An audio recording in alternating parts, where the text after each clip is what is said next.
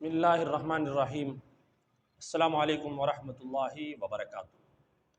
رمضان المبارک کا مہینہ شروع ہو چکا ہے اور اللہ رب العزت نے اس مہینے کو 3 حصوں میں تقسیم کیا ہے، یعنی 3 عشروں میں تقسیم کیا ہے۔ پہلا عشرہ رحمت کا ہے، دوسرا مغفرت کا ہے اور تیسرا جہنم سے چھٹکارے کا ہے۔ تو آج کی اس ویڈیو میں آپ کو پہلے عشرے کی جو خاص دعا ہے وہ میں بتانے والا ہوں، لیکن اس سے پہلے آپ بات یہ خوب سمجھ لیجئے کہ جو اللہ رب العزت نے اس رمضان المبارک کے مہینے کے 3 حصے بنائے ہیں، یعنی 3 عشرے بنائے ہیں، پہلا، دوسرا، تیسرا، پہلا رحمت کا، دوسرا مغفرت کا اور تیسرا جہنم سے چھٹکارے کا۔ اب اللہ کے جو بندے ہیں ان کی بھی 3 قسمیں ہیں۔ ایک وہ لوگ ہیں کہ جو اللہ رب العزت کے مقرب لوگ ہیں، تو جب پہلا عشر شروع ہوتا ہے، یہ پہلا عشرہ ان لوگوں کا ہے،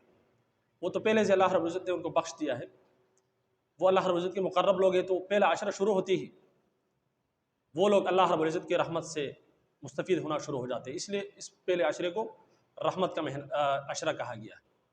دوسرا جو عشرہ ہے تو وہ ان لوگوں کے لیے ہے جو اللہ رب العزت کے گناہ گار لوگ ہیں، لیکن اتنے بڑے گناہ گار بھی نہیں ہے کہ جن کے اوپر جہنم واجب ہو چکی ہے۔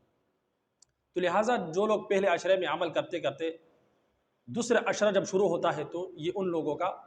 عشرہ ہے جس میں اللہ رب العزت ان کی مغفرت فرماتے ہیں، یعنی چھوٹے گناہ گار جن کے اوپر اب جہنم واجب نہیں ہو چکی ہے لیکن پھر بھی گناہ گار ہے، تو اللہ رب العزت ان کی بھی مغفرت فرماتے ہیں دوسرے عشرے میں۔ تو یہ دوسرا عشرہ جو ہے یہ ان لوگوں کا عشرہ ہے، یعنی چھوٹے گناہ گار لوگوں کا عشرہ ہے۔ اب جب تیسرا عشرہ آتا ہے تو اس کو جہنم سے چھٹکارے کا عشرہ کہا جاتا ہے، یہ ان لوگوں کا عشرہ ہے جس کے اوپر جہنم واجب ہو چکی ہے۔ تو جب وہ پہلے عشرے میں اللہ رب العزت کو راضی کرتے ہیں، عبادت کرتے ہیں، دوسرے عشرے میں اور تیسرے عشرے میں، تیسرا عشرہ جب شروع ہوتا ہے تو اللہ رب العزت ان کو جہنم سے چھٹکارا عطا فرماتے ہیں،